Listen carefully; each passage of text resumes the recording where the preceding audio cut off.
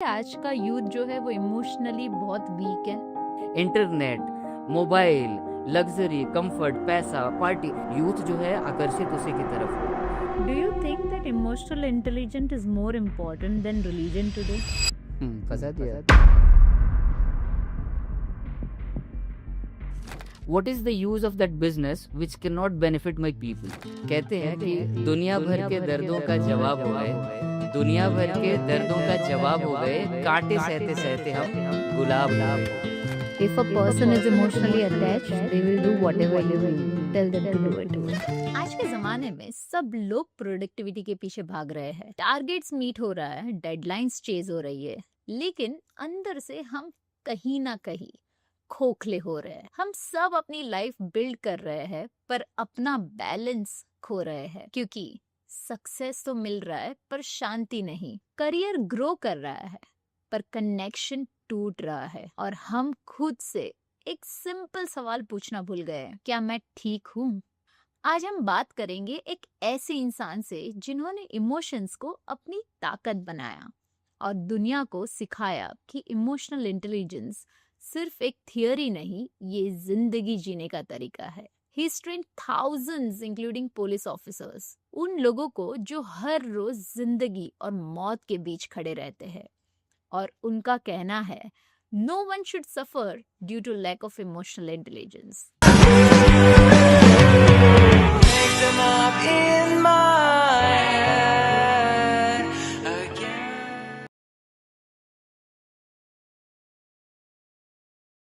Welcome Nityanand ji on our platform एक सोच, one idea that changed your life. Thank you. So, अगर आप देखोगे ये पूरा प्लेटफॉर्म एक सोच का है, तो आपकी ऐसी कैसी कौन सी सोच रही है जिसने आपकी जिंदगी को पूरी तरीके से बदल दिया?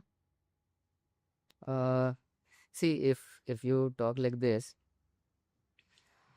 जिंदगी ने बहुत झटके दिए, अच्छा। ठीक है, और हर बार ऐसा आया, ये दुख काहे खत्म नहीं होता बे। हाँ जी।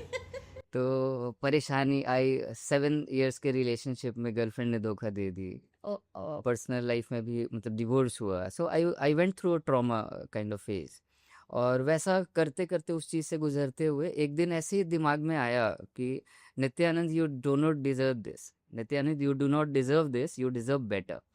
सो यहीं से वो लगा कि नहीं, अपने ऊपर काम करना चाहिए। यहाँ से मैंने अपने ऊपर काम करना शुरू किया, और कहते हैं कि दुनिया भर के दर्दों का जवाब हो गए, दुनिया भर के दर्दों का जवाब हो गए, कांटे सहते सहते हम गुलाब हो गए।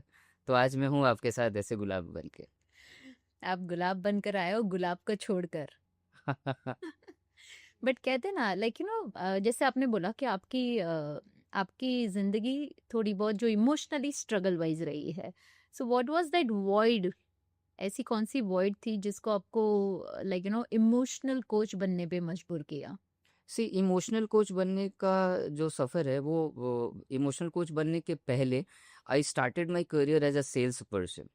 आई जॉइन गोदरेज गोदरेज ज्वाइन किया मैंने, और 4 साल था मैं गोदरेज में। फिर उसके बाद मैं सिगरेट इंडस्ट्री में 1 साल रहा। Then I joined retail industry for 1 year about, और आदित्य बिरला ग्रुप में रीजनल मैनेजर था। लेकिन ये ट्रेनर बनने का जो सफ़र था मेरा कॉलेज डेज से ही शुरू हो गया था।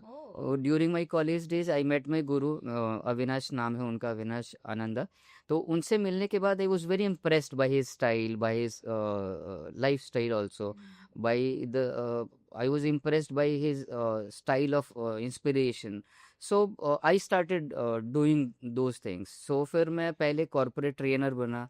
कॉर्पोरेट ट्रेनर के बाद I became the trainer for Maharashtra police. मैं पुलिस डिपार्टमेंट के लिए ट्रेनिंग देना शुरू किया, और फिर finally I got converted into emotional coach. तो इस तरीके से इमोशनल कोच बनने का। सो आपने कहा कि आप पुलिस इंस्पेक्टर्स को ट्रेन करते हो इमोशनली। सो अभी जैसे आप पुलिस की बात करो, तो हमारे सामने तो उनका अपीयरेंस बहुत ही टफ, स्ट्रॉन्ग पर्सन, कभी किसी भी चीज से ना हिले या शैटर्ड ना हो, वैसा रहा है, राइट? तो आपने उनके साथ बहुत ही क्लोजली काम किया है। So like you know, I really want you to you know break that thing कि नहीं यार, पुलिस होकर भी, ये प्रोफेशन में होकर भी इमोशनली उनके पास भी बहुत सारे इश्यूज होते हैं जो रेगुलर लाइफ में like they have to deal with it. See of course it is like, अगर बात करेंगे पुलिस की, तो पुलिस जो है ना, जिंदा, मुर्दा और इसके साथ साथ इमरजेंसी में भी काम करती है। मैं तो बहुत लोगों के साथ रहा हूँ। तो जिंदा जब मैं बोल रहा हूँ कि अगर वो जीवित हैं तो उनका ईगो डेली हर्ट होता है और हर कोई हर्ट करता है। एज अ पुलिस पर्सन उनको पॉलिटिशियन भी बोलता है, उनका बॉस भी बोलता है, उनके फैमिली वाले बोलते हैं कि टाइम नहीं दे पाते हो। इसके अलावा लोग भी उनको बोलकर चले जाते हैं। तो they deal with this on a daily basis, सब कोई बोल के चला जाता है। तो मेरा ट्रेनिंग प्रोग्राम भी बहुत पहले ऐसे ही शुरू हुआ था कि हमने तान तनाव मुक्तता शिविर करके ऐसा शुरू किया था। Then we started doing stress management programs with them. तो मेरे तो बहुत सारे फ्रेंड्स हैं जो बताते हैं, मैंने देखा है साथ में रह के। अगर जिंदा जैसे मैंने बात किया, मुर्दा की बात करेंगे तो मेरी एक फ्रेंड है, पुलिस इंस्पेक्टर है, now she is in Pune. So एक दिन वो बता रही थी कि उनको सडनली कॉल आया, एक्सीडेंट हुआ एक जगह पे, एक्सीडेंट स्पॉट पे गई वो। और वो जैसे मतलब मूवमेंट कर ही रही थी, इधर उधर घूमी, उनका पैर जो लगा ना किसी चीज पे लगा, सडनली पलट के और उन्होंने देखा तो वो सर था एक आदमी का कटा हुआ। एक्सीडेंट मतलब आप समझ लो कि कॉमन इंसान के साथ अगर ऐसा हो जाए, पैर से आप अगर पीछे देख ले सर कटा हुआ, और आप तो 4-5 दिन आप सो नहीं पाओगे। 100%. वो इस तरीके की ज़िंदगी जीते हैं वो लोग। इसके अलावा इमरजेंसी में भी दे डील विथ, इमरजेंसी में डील करते हैं वो लोग कि आप किसी भी रूप में रहो, कहीं भी रहो, नाइट ड्यूटी है अचानक, मैंने देखा है, वही बात बता रहा हूँ, कोई कहानी नहीं बता रहा हूँ आपको, कि मैं अपने फ्रेंड के साथ हूँ, ही इज़ इनटू पुलिस और नाइट ड्यूटी है, पुलिस स्टेशन में है। अचानक सडनली गाँव से फ़ोन आया कि लड़के-लड़की का मैटर है, 2 गाँव के बीच में, बड़ी-बड़ी कम्युनिटी के बीच में झगड़े हो गए, और उसके साथ उसको सपोर्ट करने के लिए ज़्यादा मैन पावर नहीं है। एक आदमी को लेकर वो पूरे गाँव में चला जाता है, और सडनली वहाँ पे जाके उसको पूरे गाँव वालों को, पूरे मॉब को टैकल करना है at at that correct. Speed और मतलब। तो ये इस तरीके से डील करते हैं वो लोग। और इसके बावजूद पुलिस की एक खासियत है, वो जो भी रहे हैं, जिस कंडीशन में भी रहे हैं, जिस तरीके से भी रहे, एक बार बस आप उनको ड्यूटी बोल दो, वो दौड़ पड़ते हैं। So this 100%. Is the emotional thing we should learn from them, कि उनका इमोशन अपने ड्यूटी के साथ इतना स्ट्रांग है कि आप बस बोलना है ड्यूटी, वो भाग चलते हैं, वो दौड़ पड़ते हैं उसके। Correct. It is like this. आप इमोशनल चीज की बात कर रहे थे, लेकिन उनमें बहुत ज्यादा स्टेबिलिटी है. I don't know, they don't over power their emotional quotient with their profession. But अगर आप आज के यूथ की बात करो, they are becoming very emotional, right? They overpower, और जो चीज़ों पे फोकस करनी रहती है वो फोकस नहीं कर पाते. तो डू यू रियली थिंक कि आज का यूथ जो है वो इमोशनली बहुत वीक है? वीक नहीं बोलूँगा मैं, बट ये दुर्भाग्य की बात है कि they are not weak, but they are not aware about their emotions. उनको पता ही नहीं है कि उनके साथ क्या हो रहा है। होता ऐसे है कि अगर आपको पता है तो आप उसका क्योर, आपको अगर आपका प्रॉब्लम पता है या आपको पता है कि आपके साथ क्या हो रहा है, तो आप उसका सॉल्यूशन निकाल सकते हैं। यूथ को पता ही नहीं। यूथ ऐसी चीज़ों के साथ अट्रैक्टेड है जिनके बगैर वो जिंदा रह सकते, जिनके बगैर वो जीवित रह सकते। एआई, डिजिटल मार्केटिंग जो आप बता रही थी थोड़ी देर पहले, इंटरनेट, मोबाइल, लग्जरी, कंफर्ट, पैसा, पार्टी, ये सब के बगैर इंसान जिंदा रह सकता है। लेकिन फिर भी यूथ जो है आकर्षित उसी की तरफ हो रहा है। और जिस तरफ आकर्षित होना चाहिए, एक्चुअली में हमको जीने के लिए सही चीज़ क्या चाहिए? शुद्ध हवा चाहिए, जो कि आज नहीं मिल रही है। शुद्ध पानी चाहिए पीने के लिए, अच्छा खाना चाहिए खाने के लिए, और अच्छा भोजन चाहिए खाने के लिए। तो हम लोगों को ये चीज़ें नहीं मिल रही, इसकी तरफ हमको ज़्यादा आकर्षित होने चाहिए। हमको आकर्षित मतलब होना चाहिए इन चीज़ों की तरफ, लेकिन हम बाय फॉल्ट हमारा यूथ जो है इसी तरफ जा रहे हैं। लेकिन एट द सेम टाइम हम ये बोलेंगे कि हमने ही शायद उनको कैरी फॉरवर्ड करके दिया हुआ है। So it start from us. We should be focused on those things which is very important to our life. Correct. आपकी आपकी लर्निंग की शुरुआत बचपन से ही होती है, राइट? सो आपकी सराउंडिंग बहुत ज्यादा मैटर करती है. जैसे आपने बोला कि उनके इर्द गिर्द जो रहते हैं वो ज्यादा फोकस्ड होने चाहिए, ताकि वो आपसे ही सीख के लाइफ में थोड़ा सा फोकस ज्यादा रखे. करेक्ट। आपने जैसे बोला कि आज का जो यूथ है वो कहीं ना कहीं डिजिटल मीडियम पे ज्यादा फोकस करने लगा है, राइट? सबसे ज्यादा वो ज्यादा स्क्रोलिंग हो रहा है या फिर रील्स हो रहा है, इर्द गिर्द बहुत ज्यादा डिजिटली बहुत इन्वॉल्व हो चुका है. ग्राउंड रियलिटी की बात आए तो वो ग्राउंड रियलिटी उनको क्या है वो पता ही नहीं है. Do you think that makes them more anxious, anxiety, bring them more depression, get them more depression, or make them more depressed, या फिर बहुत ज्यादा लोनली फेज में लेके जाता है? देखिए, ये इसके लिए एक कहना चाहूँगा मैं कि क्या होता है, आदमी भीड़ में भी अकेला होता है और तन्हाई में भी अकेला होता है। आदमी रेगिस्तान में भी प्यासा होता है और समुद्र में भी प्यासा होता है ना? तो ये आपके ऊपर डिपेंड करता है कि आप क्या हैं, और आपके माइंडसेट के ऊपर डिपेंड करता है कि आप क्या हैं। अगर आप ऐसी चीज़, जैसे हमने अभी थोड़ी देर पहले बोला, कि ऐसी चीज़ों के ऊपर फोकस करेंगे जो ज़रूरी नहीं है, तो हम लोग ऑफ कोर्स हम लोग उस तरीके से उसी तरफ चले जाएंगे। और रहा बात सवाल का, कि अगर मैंने ऑनलाइन फॉलोअर्स बना लिए, तो ऑनलाइन फॉलोअर्स आपके दुख में तकलीफ में नहीं आने वाले हैं। आपके दुख तकलीफ में वही लोग आएंगे जो आपके नज़दीकी हैं। तो हम ऑनलाइन और डिजिटल प्लेटफॉर्म की जो हम बात कर रहे हैं ना, उसकी वजह से हो क्या गया है, हमारे नज़दीक जो हमारे खुद के कीमती लोग हैं, उनसे फोकस हटकर हमारा नंबर्स पे चला गया, कितने लाइक्स हो गए, कितने फॉलोअर्स बढ़ गए, इस पे चला गया। तो हमको, मुझे लगता है कि आज भी कोई हानि नहीं है, डिजिटल पे ध्यान देना चाहिए, हमने उसकी अच्छाई को यूज़ करना चाहिए। लेकिन एट द सेम टाइम हमारे नज़दीक जो कीमती लोग हैं, हमारे खुद के लोग हैं, जो एक्चुअल हमारे दुख में आएंगे हमारे साथ, तो उनके ऊपर हमने फोकस करना चाहिए। अगर ऐसा करेंगे तो हमको एंग्जाइटी नहीं आएगी, हम अकेलापन फील नहीं करेंगे। जैसे कि आपने कहा, डिजिटली बहुत ज़्यादा motivation, like people look after those quick solutions, जहाँ पे उनको चाहिए मोटिवेशन। मैं डिप्रेस हो रहा हूँ, मेरे को कुछ मोटिवेशन का मिल जाएगा, मैं चार्ज्ड अप हो जाऊंगा, right? So what do you think that what is the difference between emotional strength and emotional numb? See, I tell you, there is a fine line, I mean, a very thin fine line between emotionally numb and emotionally strength. If you boil the water, I mean, 100-degree water is called as boiled water. And only the difference is 1 degree. It becomes 1 degree, it becomes vapor. And vapor has the power to run the entire heavy train. Difference is only 1 degree, but this only 1 degree tells you or makes you realize that what is important in your life. So if you become mentally strong, I mean emotionally strong, then आपका दिमाग आपके काबू में रहेगा, आपका दिल आपके काबू में रहेगा, और आपकी जुबान आपके काबू में रहेगी। अगर आपका दिल, दिमाग और जुबान आपके काबू में है, मतलब आप इमोशनली स्ट्रांग। गो और अगर नहीं है, तो ऑफ कोर्स यू आर। नंब। तो यही बात है। करेक्ट।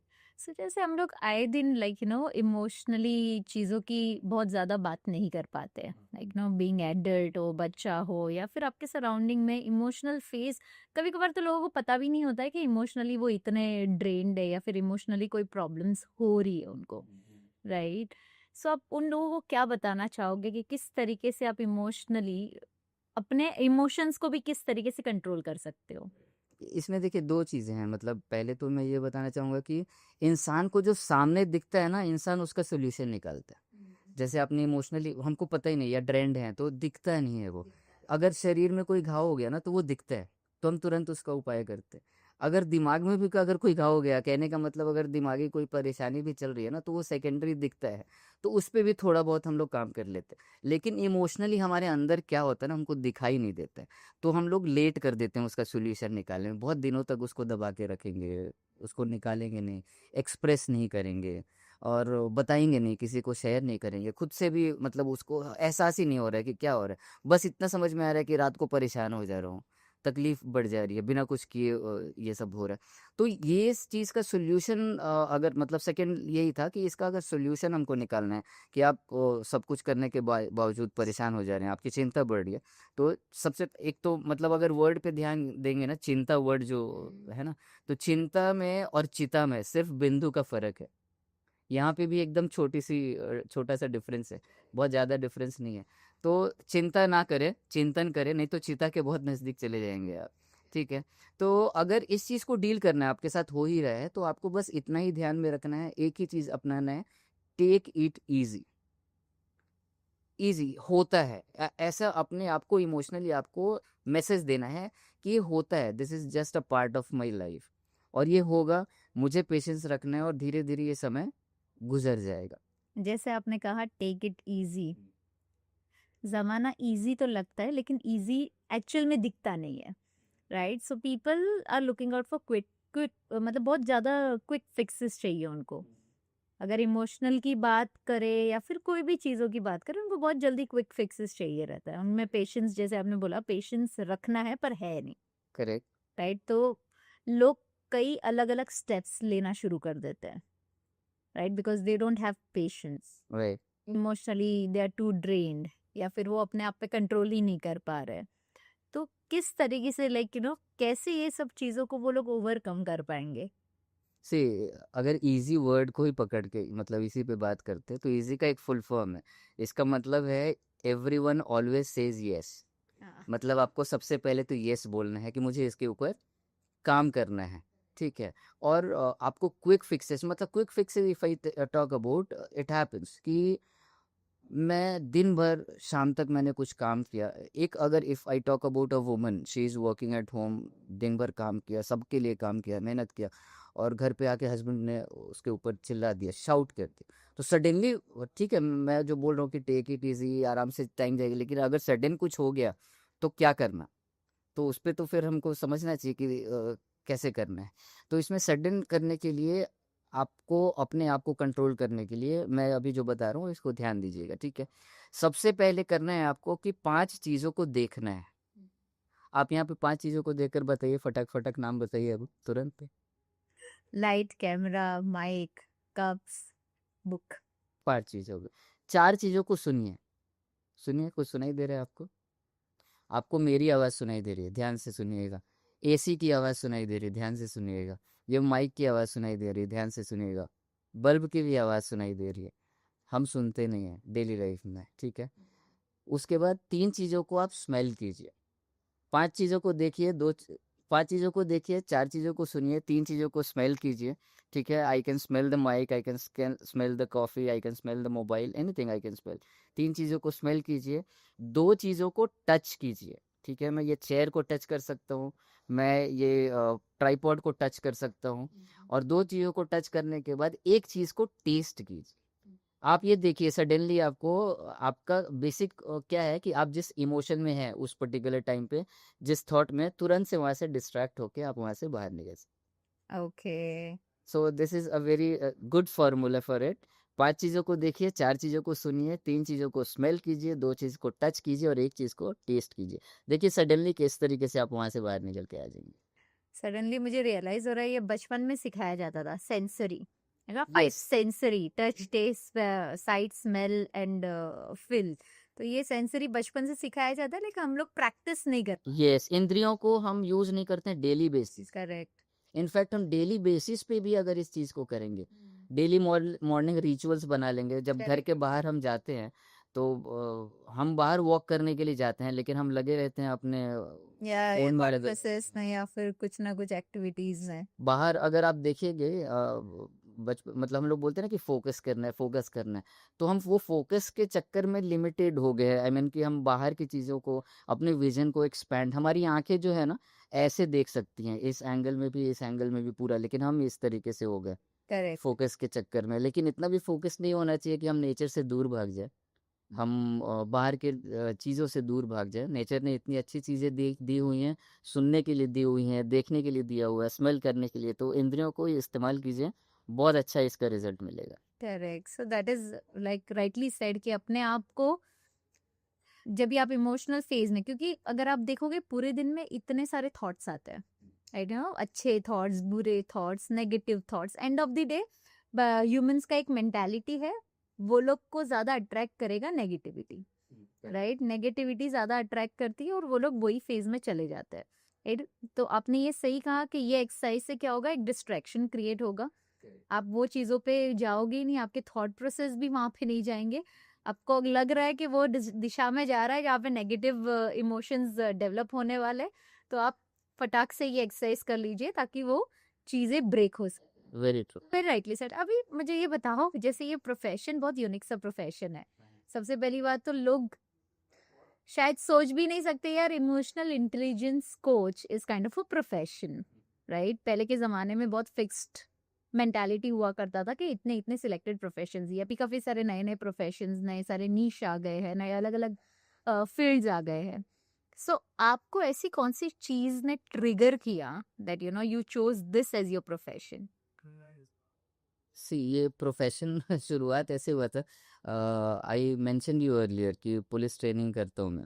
तो इसकी एक कहानी है, पुलिस ट्रेनिंग करने की एक कहानी है।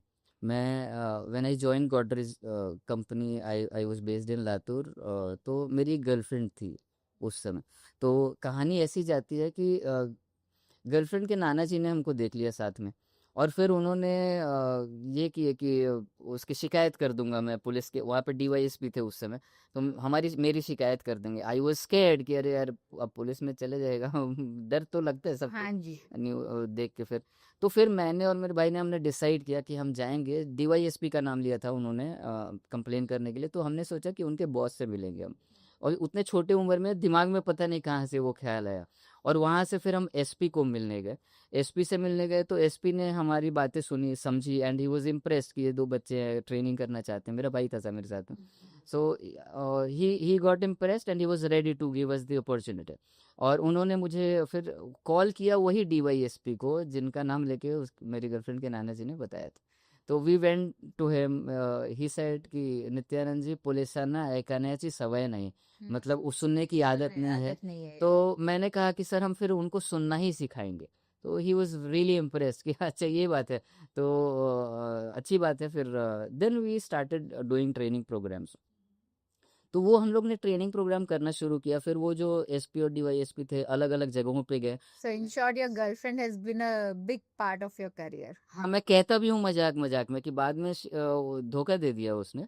तो तो लेकिन मैं कहता हूँ लोगों को कि लड़की चली गई लेकिन पुलिस रह गई, मतलब गर्लफ्रेंड चली गई लेकिन पुलिस रह गई। और पुलिस आज तक है हमारे साथ। मतलब मैं फिर बाद में जहाँ भी रहा, मेरी फैमिली पुलिस रही, मेरे दोस्त पुलिस वाले रहे। सो वही है, इसमें भी एक सीखने की बात ये है या समझने की बात ये है कि जो भी चीज़ अगर गलत भी हो रही है आपके लाइफ में, तो उसको अच्छा आप कैसे टर्न अप कर सकते हैं, उसका भी एक एग्जाम्पल है ये। So it all started like this. So आपने बहुत ज्यादा क्रेडिट अपने ग्रैंड पेरेंट्स, अपने पेरेंट्स, अपने गुरु को दिया हुआ है। सो आपको क्या लगता है आज के जमाने में बच्चे बड़े अपने पेरेंट्स की बातें सुनते हैं और वो दिशा में चलते हैं? सी बच्चे सुनते हैं या नहीं सुनते हैं, आपने वो स्टोरी पता नहीं सुनी है कि नहीं। एक मैं ट्रेन में एक माँ बुक पढ़ रही थी और बेटा भी, उसका छोटा सा बच्चा, उसका बेटा बुक पढ़ रहा था। तो लोग देख के हैरान हो गए कि माँ भी बुक पढ़ रही है, बेटा भी बुक पढ़ रहा है। तो जाके किसी ने बोला उस माँ को कि अरे आजकल के बच्चे तो सुनते नहीं हैं, लेकिन आपका बेटा तो आपके साथ साथ बुक पढ़ रहा है। तो माँ ने बहुत स्वीटली बोला उनको कि बच्चा सुनता नहीं है, लेकिन बच्चा देखता ज़रूर है कि आप क्या कर रहे हैं। तो इसलिए मैं बुक पढ़ रही हूँ तो बच्चा भी बुक पढ़ रहा है। पढ़ रहा है। सो तो ये एक ऐसी बात है सुनने और देख के करने की बात। एट द सेम टाइम मुझे मेरे लिए मेरे बाबा, दादाजी को बाबा बोलते थे, मेरे बाबा मेरे लिए सब कुछ थे। तो बाबा से बहुत सारी चीज़ें सीखी मैंने, मेरे पापा से बहुत सारी चीज़ें सीखी। तो बाबा ने जो सिखाया वो दो चीज़ें थी कि प्रकृति से दूर जाओगे तो प्रकृति तुम्हें सताएगी। पहली बात तो बहुत क्लियर मैसेज था। और दूसरी बात उन्होंने सिखाई वो है डिसिप्लिन, कि डिसिप्लिन में रहो। उनके दिन की शुरुआत होती थी सुबह 5 बजे, 9 बजे डॉट नाश्ता करते थे वो, दोपहर को 12 बजे डॉट खाना खाते थे, 4 से 6 इवनिंग स्नैक्स, एंड देन 9 बजे डॉट उनका डिनर होता था, और 10 बजे तक वो सो जाते थे। तो उस समय हम लोग को लगता था, वो रियलाइज नहीं होता था, लेकिन अब लगता है कि वो चीज़ें कितनी इंपॉर्टेंट। एग्जैक्टली। आपको नहीं लगता अभी के जमाने में तो डिसिप्लिन इज बहुत ओवररेटेड? हाँ हाँ, of course. Let I have heard very less number of people until unless they're not a sports person या फिर leadership position पे है जैसे Narendra Modi ji, they are so disciplined and so focused, time to time उठना, खाना पीना, सो जाना, वापस अपने काम पे लग जाना. Now it's very tough, right? You have to push yourself to do that particular activity on time. Correct. Right, तो वो कैसे किया जाए? इमोशनल इंटेलिजेंट भी यूज करेंगे या फिर इमोशनली भी आप अपने आप को एकदम ट्रेन कर पाओगे? पर I feel this is very overrated word. See I tell you, ये खुद ही करना पड़ेगा आपको। दूसरा कोई मतलब आई कैन नॉट से कि टाइम नहीं है, आई कैन नॉट से कि उनकी वजह से नहीं किया, आई कैन नॉट से कि वर्क की। जैसे मैं अगर पूछूं निराली को कि निराली तुम मरने के बाद कहाँ जाना चाहोगे, स्वर्ग या नर्क, बताओ। कहीं नहीं, यहीं पे है स्वर्ग और नर्क। नहीं, ये फिलोसफी मतलब आई मीन ये बात अलग है। बस मेरे सवाल का जवाब दो कि निराली से मैंने पूछा कि स्वर्ग जाना चाहोगी कि मतलब मरने के बाद कहाँ जाओगी, स्वर्ग या स्वर्ग। नर्क। स्वर्ग। काम क्यों ऐसा, I am just kidding. Okay. Anyways, तो अगर समझ लो कि निराली को स्वर्ग जाना है, ठीक है, तो ऐसा पॉसिबल है क्या कि निराली सॉरी, ऐसा पॉसिबल है क्या कि मैं मर जाऊं और निराली स्वर्ग चली जाए? पॉसिबल है? Not possible. अगर निराली को स्वर्ग जाना है तो मरना किसको है? निराली को। ठीक उसी तरीके से अगर डिसिप्लिन में रहना है और टाइम को शेड्यूल मतलब प्रॉपर शेड्यूलिंग करना है, इमोशनली अपने आप को स्ट्रांग करना है, तो जिस तरीके से अगर स्वर्ग में जाने के लिए निराली को खुद ही मरना है, तो ठीक उसी तरीके से काम भी करने के लिए खुद ही करना पड़ेगा। ऐसा कभी नहीं होगा राइटली कि सेड। दूसरा कोई करे और मैं उसका फल भुगतूं, वैसा पॉसिबल। एग्जैक्टली। अभी वो हैबिट पड़ गई है ना, इतना सारा, like we are surrounded with so many robotic thing. I tell you, robotic, sorry to interrupt you, habit word में ही देखो। हैबिट वर्ड है, ठीक है, HABBIT, ठीक है। हैबिट में से H हटा दो तो अ बिट बचता है, हाँ। ठीक है। अ बिट में से अ हटा दो तो भी बिट बचता है। बिट में से बी हटा दो फिर भी इट बचता है। मतलब हैबिट जो है वो कुछ भी कर लो, एक बार लग गया तो वो रहने वाला है, वो पूरी जिंदगी कभी कभी निकलेगा नहीं। तो हैबिट को ही आप मतलब बहुत बारीकी से समझने की जरूरत है, और नहीं लगे तो ज्यादा अच्छी बात है किसी भी चीज की आदत। But at the same time अगर अच्छी आदत है। Yes, I was coming to that, कि अच्छी आदतें अगर आप खुद ब खुद अपने आप में, जैसे मैंने बोला कि खुद ही करना पड़ेगा, दूसरा कोई नहीं करेगा, तो खुद से अच्छी आदतें और कुछ दिन करने के बाद वो चीज़ों की मतलब रूटीन बन जाती है, correct. So it goes smoothly. Very rightly said. अच्छी हैबिट पालना बहुत ज्यादा जरूरी है। नेगेटिव हैबिट्स को अपने आप से दूर रखना भी बहुत जरूरी है।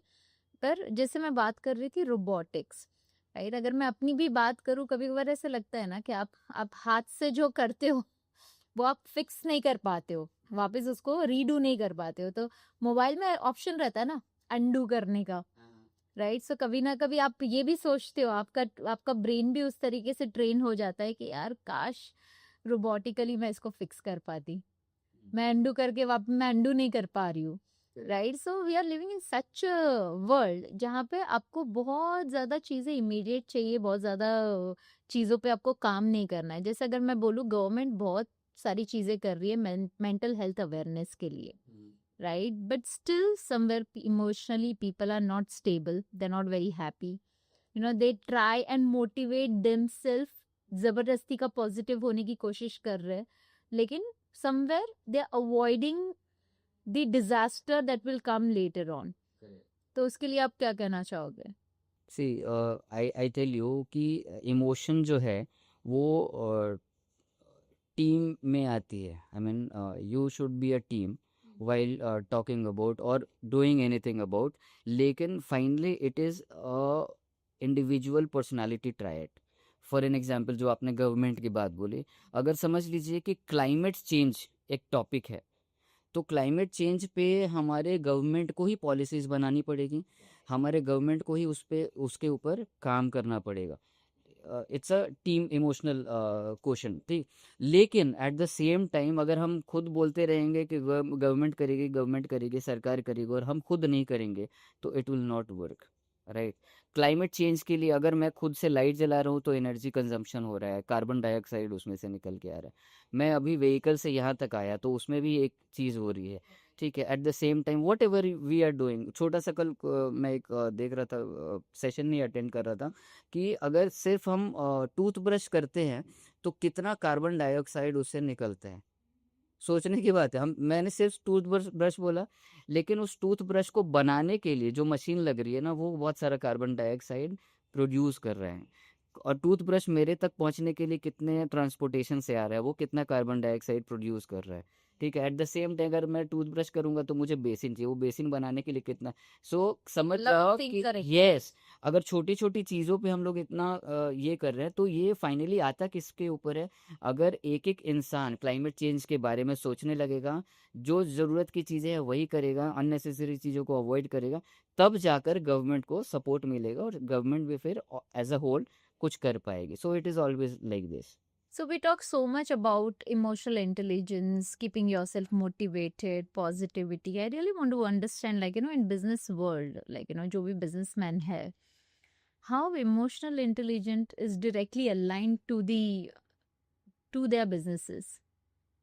सी एक इमोशनली इंटेलिजेंट इंसान जो है वो चीज़ों को एक्सट्रीम पे जाकर नहीं देखता है। आई मीन किसी भी चीज़ को बहुत ज़्यादा, किसी भी चीज़ को बहुत कम, वो हर चीज़ को बैलेंस करने की कोशिश करता है। तो यहाँ पे इमोशनल इंटेलिजेंस काम में आता है। लाइक वाइज अगर किसी को डील क्लोज करनी है तो एक जो इंसान स्ट्रांग नहीं है इमोशनली, वो जाएगा, वो सिर्फ देखेगा कि मेरा फ़ायदा कैसे हो जाता है यार, मेरा फ़ायदा तो होगा तो मैं क्लोज डील कर लूँगा। लेकिन इमोशनली स्ट्रांग इंसान वो जानता है कि जब डील क्लोज करना है ना मुझे, तो सामने वाले का भी फायदा होना चाहिए और मेरा भी फायदा होना चाहिए, है ना? तो जब आपके दिमाग में ये चीज़ है कि मेरा भी फायदा होना चाहिए और उसका भी फायदा होना चाहिए, तो ऑफ कोर्स सामने वाला उसी तरीके से आपको ट्रीट करेगा। क्यों? क्योंकि सामने वाला भी आपकी आंखों में देखेगा कि आप उसका फायदा करवाओगे। चाहते हैं।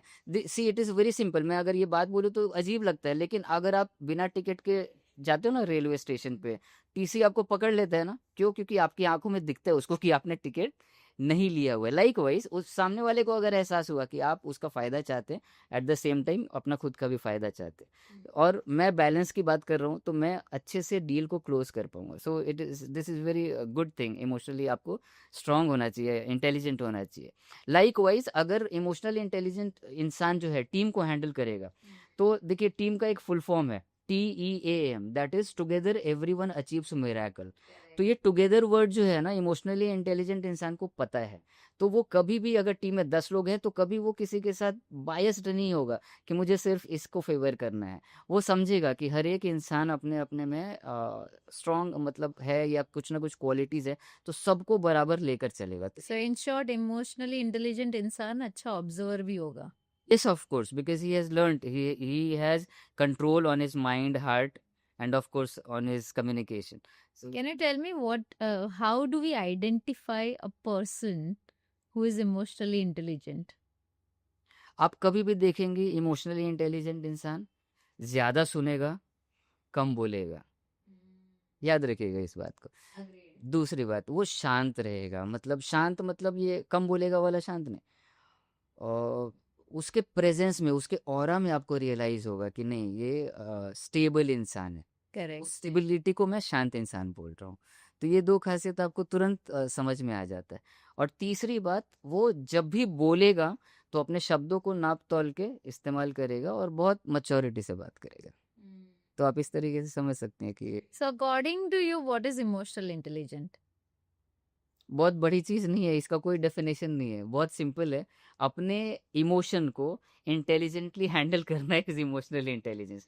आई टेल यू जो लोग क्या नहीं होता कर है। पाते। हाँ, ऑफ कोर्स ये ऐसा है ना कि अगर डेली बेसिस पे सबके दिल में और दिमाग में, मतलब खुद के अंदर एक लड़ाई चलती रहती है डेली बेसिस पे। इनफैक्ट डेली बेसिस नहीं, हर एक टाइम पे आपके दिल और दिमाग में लड़ाई चल रही है। आपका दिल कुछ और बोल रहा है, आपका दिमाग कुछ और बोल रहा है, तो अब कंफ्यूजन है, दिल की सुने कि दिमाग की सुने। Correct. तो बस यहीं पे बहुत सिंपल चीज़ है। अगर लोग मतलब करने के लिए बहुत हैवी है, समझने के लिए अगर लोग समझ जाए कि आपको ये नहीं सोचना है कि मैं दिल की सुनूं कि दिमाग की सुनूं, मुझे दिल और दिमाग का संतुलन बनाना है, और दोनों के बीच का क्या मैं अच्छा पॉजिटिव ऐसा कुछ रास्ता निकाल सकूं जिससे मेरा भी मतलब खुशी बना रहे और सामने वाले की भी खुशी बनी रहे। So जैसे बिजनेस में कॉर्पोरेट सेटिंग में लीडरशिप पोजीशन पे जो भी रहते हैं, they are handling good number of team, right? So हर एक के अपने थॉट प्रोसेस, अपने इमोशंस, अपने प्रॉब्लम्स, अपने खुद के चीजें चलती रहती है, right? So how can a leadership person handle all this emotions at once? See I tell you, आप पहाड़ पहाड़ जैसे एक पहाड़ है, आप पहाड़ी के ऊपर है, ठीक है? तो आपको नीचे जो भी हो रहा है या जो भी लोग हैं, सब कुछ दिखाई देगा। नीचे से तो नहीं दिखाई देगा, लेकिन चूंकि जो लीडर है ऊपर जो बैठा हुआ है ना, उसको दिख रहा है कि आप में क्या कमजोरी है, आप में क्या अच्छाई है। तो जितने 100 लोग भी हैं उसके नीचे ना, चूंकि वो ऊपर से देख रहा है तो उसको दिखाई देगा कि नीचे क्या हो रहा है। वो अपने टीम, एक अच्छा इंसान मतलब इमोशनली इंटेलिजेंस लीडर जो है, वो देखेगा कि इसमें ये कमी है, इसमें ये अच्छाई है। तो वो सबको बाइफरकेट कर करके सबकी पॉजिटिविटी निकालेगा, उसको समझेगा, उसके ऊपर काम करेगा। एट द सेम टाइम सबको अलाइन करने की कोशिश करेगा, एक एक करके अलाइन करने की कोशिश करेगा। अगर आप देखेंगे ना, बहुत बहुत सालों पहले मिल्टन फ्रीडमैन ने कहा था कि the business of business is business. बहुत मतलब, और बहुत दिनों तक ये सेंटेंस ने रूल किया इंडस्ट्री को कि we always talk about profit and loss, we always talk about results, we all. लेकिन फिर बहुत सालों बाद जमशेद जी टाटा ने बोला कि what is the use of that business which can not benefit my people. Correct. अगर मेरे लोग ही खुश नहीं रहे तो उस बिजनेस का क्या। तो अगर एक अच्छा लीडर है वो ये समझता है कि बिजनेस, प्रॉफिट, हर चीज़ ज़रूरी है, मतलब उसके बगैर तो कुछ चलेगा नहीं, पैसे के बगैर। लेकिन एट द सेम टाइम मेरे लोगों का हेल्थ, मेरे लोगों की खुशियाँ भी बहुत ज़रूरी है। तो ऐसा समझने वाला इंसान हर एक चीज़ को टैकल करता है उस तरीके से। Perfect. I mean it's rightly said कि जो leadership position comes with lot of authority, yes. Right? वो अथॉरिटेटिव पोजीशन है जहाँ पे उनको सामने वाले को बहुत handle with care, like you need to handle that person with care. तो आपको पता होना चाहिए कि कौन कैसा है, किस तरीके से, और इसको किस तरीके से मोल्ड कर सकते हैं। Correct, handle with care. At the same time you have to make a bit pressure also. I mean police में जैसे मैं ट्रेनिंग देता हूँ करेक्ट तो करेक्ट। पुलिस वाले बोलते हैं दबाव हमेशा बना रहना चाहिए। इंडिया है, कभी कभी उसकी ज़रूरत पड़ती है। I tell you, like police वाले बोलते हैं ना, अगर ट्रैफिक वाला खड़ा है और आपको प्यार से बोलेगा मैडम प्लीज़ आप रुक जाइए, आप नहीं रुकेंगे, नहीं डरा देगा, नहीं रुको आप हाँ। तुरंत रुकते हो उस समय। तो I again I am mentioning it कि ये सॉफ्ट और हार्ड दोनों का बैलेंस, मतलब हर एक जगह पे आपको बैलेंस करना है। आपके दिल और दिमाग को बैलेंस करना है, आपको अच्छे और बुरे का बैलेंस करना है, आपको हार्ड और सॉफ्ट को बैलेंस करना है, हर एक चीज़ को बैलेंस करके चलना है आपको। Correct. So like you rightly said, corporate में ज्यादा क्या होता है ना कि एम्पथी को वीकनेस माना जाता है, right? You have always seen empathy as a weakness, right? So in that case how can we break that old typical mindset, जो ओल्ड ट्रेडिशनली माइंडसेट हुआ करता था, right? So how can we break that mindset? See it is always like, लोग बोलते हैं कि अगर अपने कलीग के साथ या अपने सबॉर्डिनेट के साथ अगर आप फ्री हो गए तो वो सामने वाला फ़ायदा उठाना शुरू कर देता है। और इसमें कुछ गलत नहीं, ये होता भी है। जितनी भी चीज़ें बनती है ना, एक्सपीरियंस के बाद बनती है। तो आपने भी रियलाइज़ किया होगा, मैंने भी कभी ना कभी फील मतलब एक्सपीरियंस किया इस चीज़ को, कि ज़्यादा क्लोज हो जाओ तो ऑफ कोर्स वो अपने ऊपर ही बैकफायर करता है। तो इसीलिए ये चीज़ बनी हुई है। But at the same time अगर आप देखेंगे कि अगेन यहाँ पे भी एक बैलेंस क्रिएट किया जा सकता है कि आप उसके नज़दीक जाओ, उसको आप और नज़दीक होने का मौका दो। एट द सेम टाइम एक थिन लाइन मेंटेन करो, आप बैलेंस मेंटेन करो उस चीज़ का। और आपको एम्पैथी दिखानी पड़ेगी, क्यों? क्योंकि आप जब तक एम्पैथी मतलब, होता है ना कि सिंपैथी मतलब होता है सद्भावना, और एम्पैथी मतलब होता है समभावना, मतलब एकदम बराबर उसके जाके उसके साथ रहना, उसको समझना, है ना। तो आप अगर उसको समझ जाते हैं अच्छे से, ठीक है, तो आप उससे कैसे काम करवाना है वो भी आप अच्छे से समझ जाओगे, आप अपनी चीज़ें करवा पाओगे। तो finally it is for your benefit. तो आप इस तरीके से करना चाहिए आपने। और मतलब everybody is a human being. आपकी कंपनी ज़िंदगी भर रहे या नहीं रहे, इंसान हमेशा रहने वाला है, ठीक है। आपके प्रोडक्ट्स आपके साथ रहे या नहीं रहे, आपका सक्सेस आपके साथ रहे या नहीं रहे, लेकिन एक इंसान ही है, एक रिश्ता ही है, जो रिश्तों को ही आप बना सकते हैं। और रिश्ता ही है जो सस्टेनेबल है। तो सस्टेनेबिलिटी पे ध्यान और दीजिए। काफी इमोशनली जुड़ा है, yes of course. right? It's जी। very emotionally driven. I mean, if a person is emotionally attached, they will do whatever you tell them to do it. So it's important to have empathy, but at the same point of time, you need to, being a leader, I personally feel कि यार आपके पास वो leadership, like सामने वाले को इतना ये नहीं लगना चाहिए that you're very friendly या सी आई, वो friendly हो बहुत गए। बढ़िया सेंटेंस बता रही हैं आप इसमें। बहुत छोटा सा चीज़ देना चाहूँगा मैं इसमें, मतलब आई मीन मेरा इनपुट है। आपने कभी देखी है क्या कि कभी नाम सुनी है, विवेकानंद थे। He is the greatest leader Yeah. In the world, right. So Vivekanand का कभी सुना है आपने कि शिष्य है या चेला है? नहीं सुनी है ना। ये खासियत है, बिकॉज विवेकानंद ने लीडरशिप का डेफिनेशन दिया था कि leader is a leader who creates a leader. Correct. मतलब आपको अपने लोगों को लीडर बनाना साथ में है, लेके ग्रो करना। फॉलोअर बनाने से आप लीडर नहीं बनेंगे, आपको अपना लीडर बनाना पड़ेगा। और ये चीज़ मैंने रियलाइज़ किया, तो बहुत सालों पहले की बात है, कि किस तरीके से ये आपको बेनिफिट करता है। I join Godrej company as that was the first company in my career. तो मैंने जब ज्वाइन किया, मैंने पहला कंप्यूटर खरीदा, अपने सैलरी से खरीदा। खरीदने के बाद मैं वो कंप्यूटर को अपने पास रखने वाला था कि मुझे रिपोर्टिंग करनी है और ये सारी चीज़ें करनी है।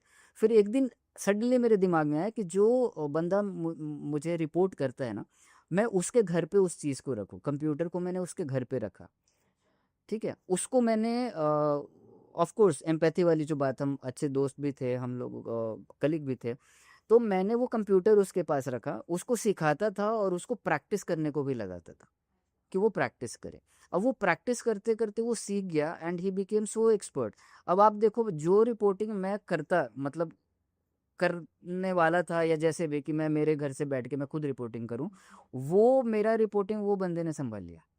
मतलब वो लीडर बन गया, ही लर्न। करेक्ट। तो ये कितना अच्छा एग्जाम्पल है कि मेरा मेरा ही खुद का काम मतलब आसान हुआ, सामने वाला सीख भी गया, मेरी प्रोडक्टिविटी भी बढ़ गई, और हम लोग एकदम टीम में मिलकर काम कर रहे हैं। पर ये चीज आप देखोगे तो फील्ड टू फील्ड डिफरेंट है। Yes. Like, if we talk about business, if we talk about politics, if we talk about different profession, right? हर एक field to field different है। किसी profession में आप being a leader, you create a leader and you grow together, right? किसी field में आप leader हो, आप ही leader रहोगे, नीचे वाला follower ही है, right? So ऐसे type के mindsets भी होते हैं और ऐसे type का creation भी करना पड़ता है। So if you talk about politics, अब मेरे को बताओ, leader being at the leadership position कितने पापड़ बेलने पड़ते हैं कि भाई दूसरे को मैं लीडर बनाऊं ना। In few profession people keep pulling your legs. See that is of course वो केकड़े वाली कहानी है कि आपको याद होगा, शिप में वो रह गया, एक बक्सा खुला रह गया, तो भाग के गए कैप्टन के पास कि यार वो केकड़े बाहर निकल गए। Then he is saying don't worry, it's in Indian, I mean एक केकड़ा दूसरे को नीचे खींच लेगा। करेक्ट। ऐसा था। But see, it is always up to us, आपको लीडर, कौन सा लीडर बनना है, किस लेवल पे जाना है। और मैं जो लीडर बनाने की जो बात कर रहा हूँ, और it is always there. Why a leader is a leader who creates leader. For an example, अगर आपको प्राइम मिनिस्टर भी बनना है, तो आपने अगर नीचे वालों को अगर लीडर बनाया नहीं, आपने एक अच्छी टीम क्रिएट नहीं की, तब I तो agree. तो आप भी उस मतलब लीडरशिप पोजीशन पे कितने साल तक आप जस्टिफाई कर, कितने सालों तक टिक पाओगे आप। तो अगर आपको एक सस्टेनेबल लीडर बनना है, तो आपको लीडर्स क्रिएट करने पड़ेंगे, और तभी आप ज़्यादा सस्टेनेबल हो पाओगे लीडरशिप में। Yes. Correct. Talking about normal life, right? Emotionally driven life. Do you think that emotional intelligence is more important than religion today? फंसा दिया। Anyways, I was just kidding. I tell you, it is like emotion is a religion and religion is an emotion. आपको समझना होगा कि religion क्या है। इसके लिए धर्म जिसको बोलते हैं हम लोग, हिंदू माइथोलॉजी के हिसाब से धर्म को कैसे डिफाइन किया गया है। धर्म जो होता है ना, किसी भी चीज़ का या किसी इंसान का या किसी भी बात का सद्गुण होता है। सद्गुण धर्म, अगर रिलीजन की बात करेंगे, जैसे कि पानी का गुण है बहना, हम्म। पेड़ का गुण है छाया देना, क्या देना यार? सूरज का गुण है एनर्जी देना। तो ये जो गुण है ना, वही उनका धर्म है, उसी को धर्म कहा जाता है। अगर फिर से मैं उसको इस तरीके से एलैबोरेट करूंगा, पानी का गुण है बहना, पेड़ का गुण है छाया देना, सूरज का गुण है एनर्जी देना। लाइकवाइज, पानी का धर्म है बहना, पेड़ का धर्म है छाया देना, आई बात समझ में, और सूरज का धर्म है एनर्जी देना। तो ये जो धर्म है, ये इमोशन ही है यार। अरे यार, ठीक है। तो आप अपने धर्म को किस तरीके से देखते हैं, वही आपका इमोशन है। और जो आपका इमोशन है, अगर आप समझ लीजिए आपने आपके सद्गुण को समझ लिया है, तो आपका जो इमोशन है वही आपका धर्म है। करेक्ट। बट ये बहुत गहराई वाली बात है जो लोग आज की दुनिया में लोग समझ नहीं पाते हैं। के ऊपर आपको एक और पॉडकास्ट करना पड़ेगा। I would love to do it because ये समझना भी बहुत ज़रूरी है, right? How it is relevant and आप मतलब लाइफ में आप जो भी कर रहे हो इमोशनली काफ़ी चीज़ों से जुड़ा है, राइट? अगर आप नॉर्मली कपल्स की भी बात करो, right, they go through so many emotional problems. Do you really think कि इमोशनली इम्बैलेंस होने की वजह से आज के डेट में बहुत ज़्यादा डिवोर्सेस हो रहे हैं? हाँ, I do agree. Emotionally imbalance इसलिए होता है, I tell it as lack of communication. ये मैं मेरे एक्सपीरियंस से आपको शेयर करना चाहूँगा कि क्या होता है कि शादी जब होती है ना, तो शादी के पहले ही आपको अच्छा कम्युनिकेशन आप दोनों के बीच में, दोनों फैमिली के बीच में, और मोस्टली मतलब ज़्यादा इम्पोर्टेंट कपल के बीच में कम्युनिकेशन प्रॉपर होनी चाहिए, जो कि नहीं होता है। नहीं होता। शादी के पहले सिर्फ टारगेट रहता है शादी करनी है, उसमें हम लोग अपना कम्युनिकेशन क्लियर नहीं करते हैं, अपनी बातें क्लियर नहीं करते हैं। उसके बाद हो भी गया अगर, तो होने के बाद भी फिर again after being husband wife also lack of communication, हम बातचीत नहीं करते हैं, एक दूसरे को एक्सप्रेस नहीं करते हैं, अपनी बातें शेयर नहीं करते हैं, या सामने वाले की बात को समझना नहीं चाहते। तो जब इस तरीके की चीज़ें होंगी और अपनी बात को जब मैं अंदर लूँगा, तो यहीं से स्टार्ट हो जाता है इमोशनल, वो जो मैंने आपको बताया कि दिल और दिमाग की लड़ाई। तो अगर अपने दिल और दिमाग की लड़ाई, मैं खुद के दिल और दिमाग की लड़ाई को मैं ठीक नहीं कर पा रहा हूँ, तो मैं सामने वाले के दिल और दिमाग को कैसे समझूंगा? उसकी लड़ाई तो अपनी लड़ाई है, और दोनों सही रहते हैं, दोनों में कोई गलत नहीं होता है। आपको फिर इसमें भी एक मज़ेदार चीज़ ये है कि अगर आप सही हैं, मैं गलत हूँ, तो आप मुझे सही कर सकते हैं। आप अच्छे हैं, मैं बुरा हूँ, तो आप मुझे अच्छा कर सकती। लेकिन अगर समझ लीजिए मैं भी सही हूँ, आप भी सही हैं, तो क्या करेंगे फिर इस तरीके से? तो फिर वो कलेश। हाँ, तो कलेश का वही सिंपल सॉल्यूशन है, कम्युनिकेशन। आप बात कीजिए एक दूसरे से, और आपके अंदर जो दिल और दिमाग की लड़ाई चल रही है, एट द सेम टाइम मेरे अंदर जो दिल और दिमाग की लड़ाई चल रही है, वो दोनों को एक्सप्रेस करना, वो दोनों को बात करना बहुत ज़रूरी है। जब हम इस लड़ाई का, मैंने फिर से वही बताया कि दिल और दिमाग को बैलेंस करके जब चलेंगे, एक दूसरे को एक्सप्रेस करेंगे, एक दूसरे को समझेंगे, तो चीज़ें सॉर्ट आउट होती है। तो मुझे ऐसा लगता है इमोशनल कंपैटिबिलिटी जैसी भी चीज होती है, like it's very important to be emotionally compatible. अगर वो नहीं है तो कोई भी कपल सरवाइव ही नहीं कर पाता है। कोई भी रिलेशनशिप में कैसे सर्वाइवल होगा? कुछ तो कंपैटिबिलिटी होनी चाहिए ना, to be See, into any kind of I tell relationship. You compatibility, ये जब शादी करते हैं ना, तो ये वर्ड बहुत टर्म में आता है कंपैटिबिलिटी। उस समय कंपैटिबिलिटी चेक किया जाता है, बट वो कंपैटिबिलिटी हम वाइब चेक करते रहे, वाइब मैच कर रहे हैं, कंपैटिबिलिटी उसके बाद भी तो डिवोर्स हो रहा है। हाँ जी। तो कंपैटिबिलिटी जो है वो टेम्परेरी चीज़ है, सस्टेनेबल नहीं है, परमानेंट नहीं है। लेकिन अगर आप एक दूसरे की इमोशन को समझते हैं, तो वो सस्टेनेबल बनता है। और एक दूसरे के इमोशन को समझ कैसे आता है? टाइम स्पेंड करने से आता है। आपने अगर टाइम को सही स्पेंड किया, और वो जो टाइम था, क्वालिटी टाइम आपने स्पेंड किया साथ में, और एक दूसरे से जितना खुल के बात करना चाहिए उतना किया, तो आपको ये दिक्कत नहीं जाएगी। नहीं तो अदरवाइज 20 साल रहने के बाद भी लोग डिवोर्स ले। हाँ जी, हाँ जी। तो वो बात है कि आप अपने टाइम को कितने क्वालिटी टाइम में कन्वर्ट करते हैं, और कितना कम्युनिकेट करते हैं। अगर आप देखोगे तो विमेन्स इन इंडिया, लाइक सबसे ज्यादा इमोशनली अगर वो प्रॉब्लम्स में जाते हैं तो women's in India, like career, responsibilities, overburdening herself with lot of other responsibilities, like सब कुछ दुनिया में जितने भी प्रॉब्लम्स है उसका पहाड़ एक विमेन के ऊपर रहता है, राइट? तो इमोशनली वो बहुत ज्यादा ऑलरेडी लो रहते हैं, राइट? सो उनके लिए आप क्या कहना चाहोगे? Like how can a woman be more intelligently strong enough or emotionally strong enough that she can handle every situation? ये देखिए, सारा का सारा मुद्दा जो है ना, अपने माइंडसेट का है। तो जैसे मैंने बताया आपको कि एज अ वुमन आपको सबसे पहले तो अपने आप को, खुद को प्राथमिकता देनी पड़ेगी। नॉर्मली ये घर घर की कहानी है। एक अगर ऐसे आप देखेंगे, वर्किंग तो ठीक है, एक एक औरत है, उसकी शादी होती है, शादी के टाइम पे बोला जाता है कि ठीक है यार, तुम शादी करोगे, हम तुमको करियर बनाने में सपोर्ट करेंगे। लेकिन वो बोलने की बात रहती, बाद में शादी हो जाती, शादी के बाद बताया जाता है फिर बच्चे पैदा कर लो, बच्चे भी हो जाते, फिर बच्चों को बड़ा करने में It's a life cycle. 20 साल निकल जाने के बाद सडनली एक दिन फाइट हुआ, और किसी ने आपको बोल दिया तुम दिन भर करते क्या हो घर पे। ठीक है, तो उस दिन लगता है सेल्फ आइडेंटिटी का क्या हुआ यार, चला गया। तो सबसे पहले तो आपको आपको अपने आप को प्राथमिकता देनी पड़ेगी।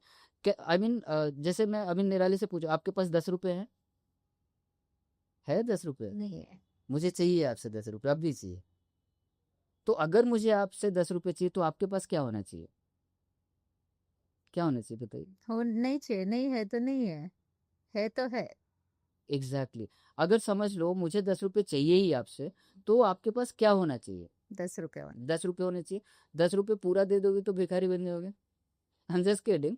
लेकिन 10 रुपए अगर मुझे निराली से चाहिए, और तो निराली के पास 10 से ज्यादा होना चाहिए। 10 से ज्यादा होना चाहिए, याद रखना इस बात को। ठीक इसी तरीके से निराली के हस्बैंड को निराली से खुशी चाहिए, निराली के बेटे को बेटी को निराली से खुशी चाहिए, निराली के फ्रेंड्स को निराली से खुशी चाहिए, निराली के पिताजी पेरेंट्स को। तो अगर सबको निराली से खुशी चाहिए तो निराली के पास क्या होना चाहिए? खुशियां होनी चाहिए ज्यादा ना। खुशियाँ। Yes of course. तो अगर अपने खुद के पास नहीं है तो हम दूसरों को कैसे खुश कर पाएंगे? दूसरों को मतलब दूसरों के प्रति अपनी ड्यूटी कैसे फुलफिल कर पाएंगे? Same goes for this working women also. अगर वो लोग बाहर काम कर रही हैं तो वर्किंग वुमन को भी अपना दायरा भी समझना है, अपनी ड्यूटी भी समझनी है। एट द सेम टाइम ये बहुत अच्छे से समझना है कि उनको अपने आप को प्राथमिकता देना है। ठीक है, मेरी लिखी हुई एक पोइट्री है, नारी तू नारायणी, नारी तू नारायणी, तुझे क्या डरना दुनिया से, तू तो संकट हारिणी।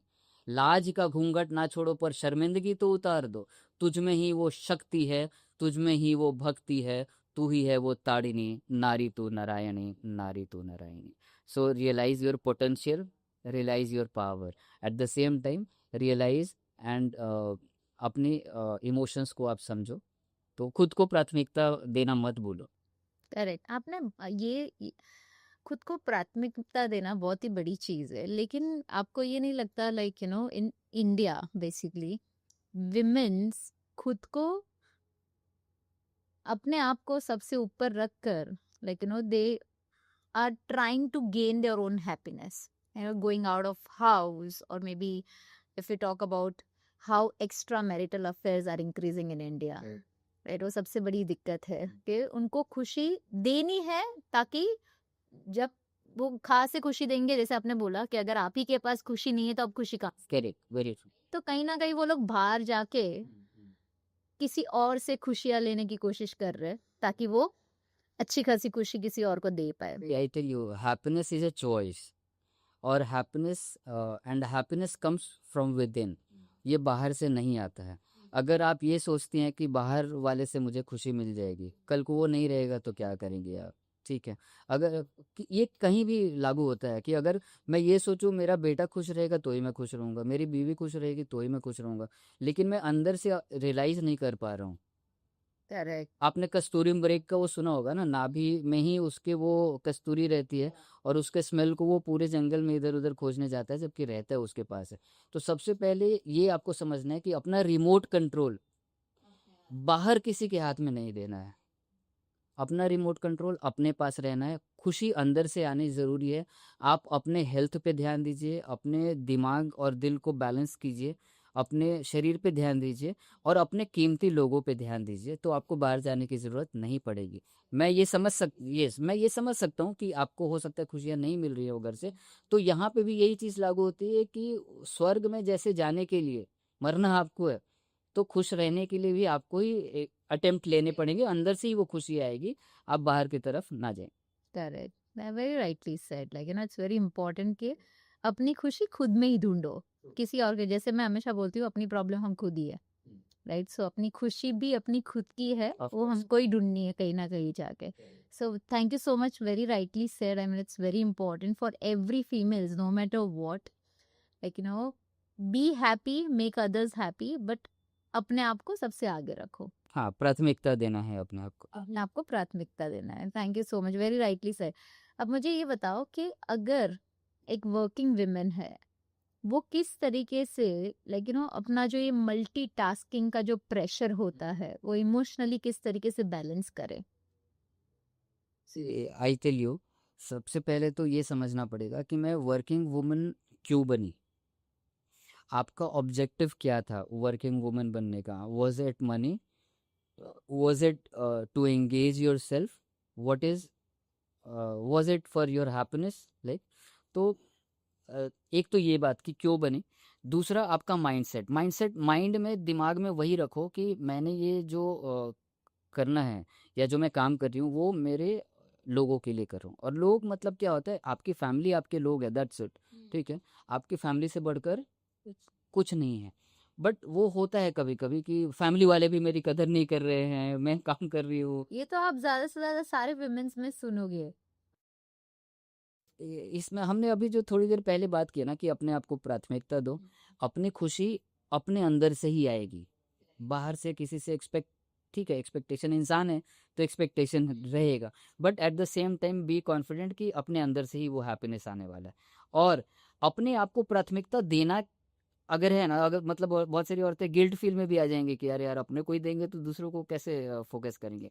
नहीं, आपको अपने आप को प्राथमिकता देने से फायदा दूसरे का ही होने वाला है, क्योंकि आप खुश रहेंगे तो ही आप दूसरे को खुश खुश मतलब रख पाएंगे या खुशियां दे पाएंगे। आप अगर खुद ही दुखी रहेंगे तो घर पे जाके आप हस्बैंड को चिल्लाने वाली हो, आप अपने बच्चों को चिल्लाने वाली हो, तो उससे क्या ही फायदा, फिर आपके काम करने का ही फायदा नहीं है।